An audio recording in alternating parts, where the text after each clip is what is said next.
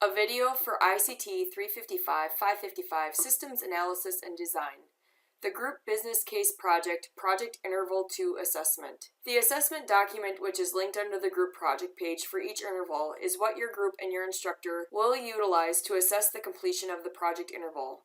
These assessment documents outline all deliverables you are being asked to create, start, and complete for each project interval. All of the deliverables you are being asked to complete are described in detail in the video called The Business Case. Use this as a guide when you are working on your project. For Project Interval 2, you will be addressing systems planning. To give you a little background on what systems planning is essentially the first step in the software development lifecycle, and it's a very critical step. It's really the phase of the SDLC where the project gets started. Things that happen in the system planning phase is really that the project is analyzed for feasibility. Some questions that are asked during this project feasibility is, why is this case being done? Does it make good business sense? How does the solution that they're looking at address key business issues? How much will it take and how long will it take? Will any productivity be lost during the transition? What are the risks of doing the project? And also, what are the risks of not doing the project? How will success be measured?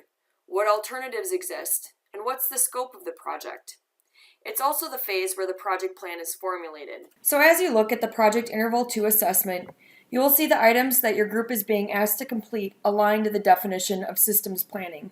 What you are going to be asked to do is complete the systems planning section, which includes the project overview, the project deliverables, the project plan, and the project roles and responsibilities.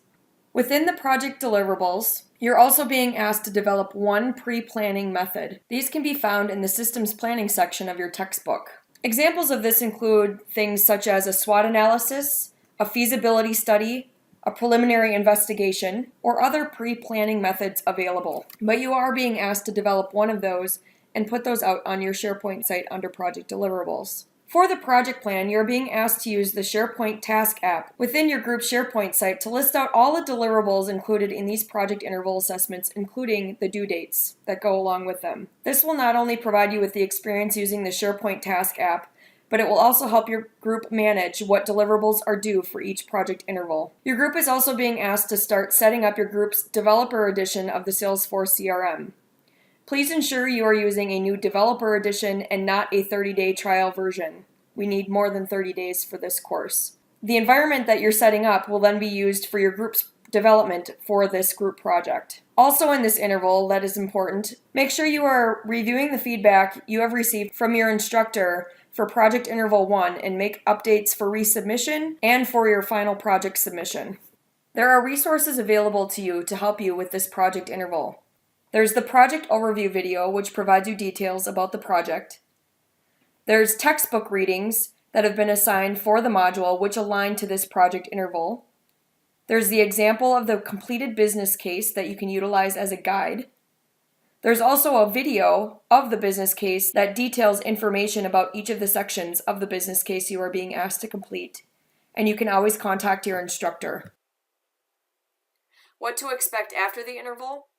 You will receive feedback on your interval submission from your instructor. You will receive a pass or fail grade. If you receive a fail grade and your group's made effort for the interval, you will have the opportunity to revise, which is continuous improvement, of your interval and resubmit that to your instructor. Please note, it is your group's responsibility to communicate to your instructor if you're going to submit revisions for reassessment.